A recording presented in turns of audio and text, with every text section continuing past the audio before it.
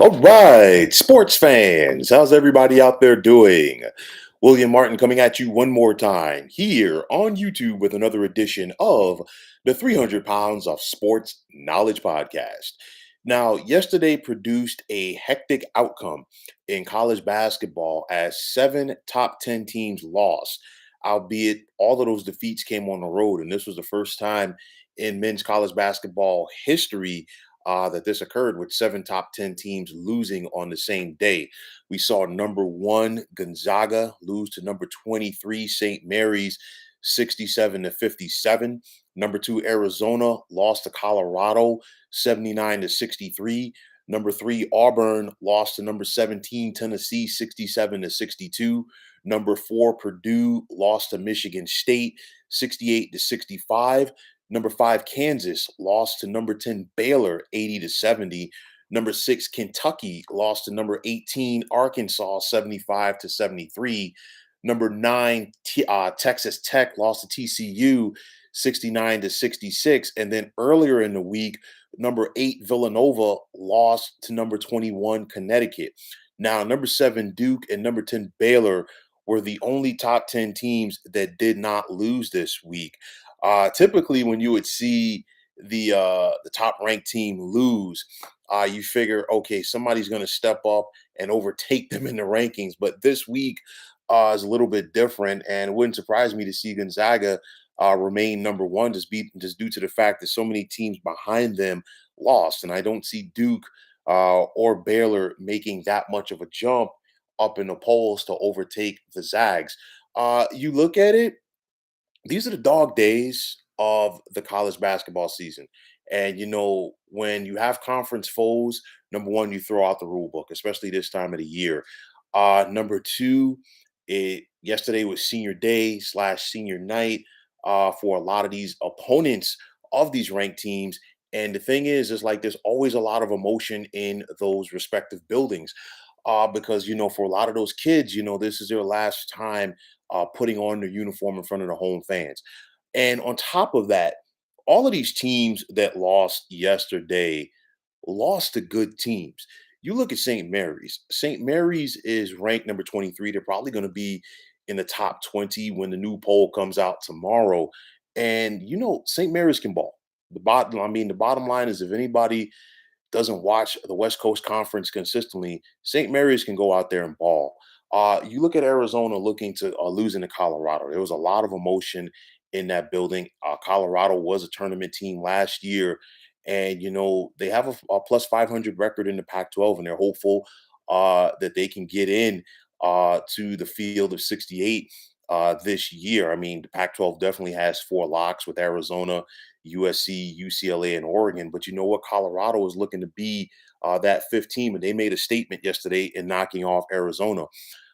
Tennessee beating Auburn. I'm not surprised by that because I talked about this earlier with Auburn having a tough stretch to finish the regular season. You can make the case that the SEC is the best conference in men's basketball this year, and there's a litany of ranked teams coming out of that conference, and there's also a litany of teams that are going to be bound for the field of 68. So you look at it, Tennessee, they were ranked 17th in the nation. They're obviously going to move up, and this is a darn good team under head coach Rick Barnes. Purdue losing to Michigan State. I know Michigan State has been ranked for part of the year. They've been in and out of the rankings, but the bottom line is when you have a team that is led by head coach Tom Izzo, this is their time of the year. This is when they tend to get their sea legs and they start to, make those final preparations and make a March run. So I'm not surprised to see Michigan State take down Purdue. Kansas losing to Baylor. I know that Baylor is shorthanded right now, but the bottom line is they are still the defending champs, the defending national champs. And with that said, it's basically Kansas versus everybody else in the Big 12. You look at the dominance that the Jayhawks have had under Bill Self. Kentucky losing to Arkansas. Arkansas beat Auburn at home earlier this year when they were ranked number one. And the same thing here. It applies with Tennessee beating Auburn yesterday. You look at it, tough environment, but on top of that, the Wildcats had to deal with a very tough team, and there's no night off in the SEC. That's how contentious this conference has been this year. Texas Tech losing to TCU. Jamie Dixon has a squad that is definitely NCAA tournament worthy. So I'm not surprised to see the Red Raiders go to Fort Worth and lose that game yesterday. UConn is really making some strides under head coach Danny Hurley. And, Villanova, and this is no disrespect to Villanova, but they're not the Villanova that they were a couple of years ago when I said they were just light years above everybody else in the Big East Conference. The Big East has gotten better. You look at the improved play of Providence, UConn rejoining the conference. You also look at teams like Marquette as well and Creighton. So, there's a lot of depth in this conference. Duke and Baylor, like I said, they were able to survive the onslaught. But, nonetheless, in the case of Baylor, they made their case by beating Kansas last night. To me, I look at it. Most of these teams that got victories over top 10 teams yesterday will be in the NCAA tournament. I think all of these teams will be poised to rebound as the regular season is ending. And, to me, they know that it is so important to get that momentum heading into your conference tournament and do good in the conference tournament, try to get that momentum to carry over into the NCAA tournament. But you look at some of these conference tournaments that are around the corner and they are going to be very contentious as there really isn't like this one team for the most part in these respective conference tournaments, especially in the big conferences, that you could say, you know what, they are a lock to go out there and win this tournament. You look at the Pac-12 tournament, Arizona's going to be the one seed most likely, but you look at Oregon, they can make a play. You look at UCLA, they're dangerous. USC, Colorado showed that they can be a player yesterday as well. You look at the Big East, and I mean Providence is the one seed. I talked about this last night or the other night rather. But you look at UConn can make a run. Villanova can make a run. Marquette can make a run. So there's a lot to look at. The SEC, pick your poison. Auburn can win it. Kentucky can win it. LSU can come out of nowhere. Arkansas, we just mentioned them.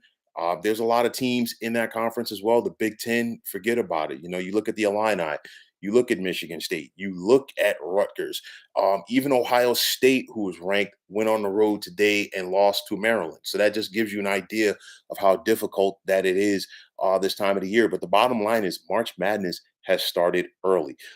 You look at it, some people will call them upsets if some of these teams fall in the conference tournament. But again, you throw out the rule book. And, going into the NCAA tournament, I think there's going to be more excitement than we've seen in the past several years, especially in the first couple of rounds.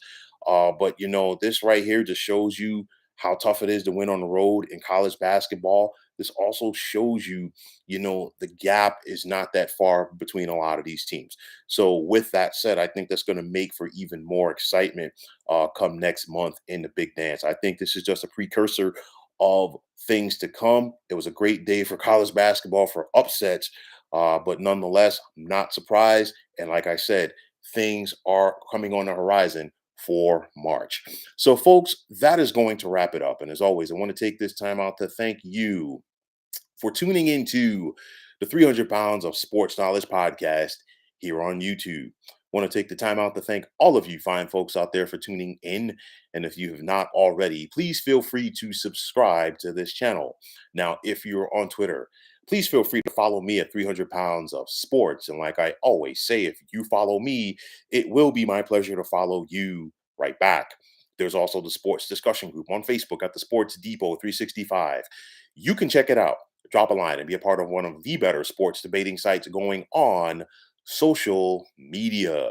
So, once again, fine folks, my name is William Martin, signing off, saying take care and have yourselves a wonderful day.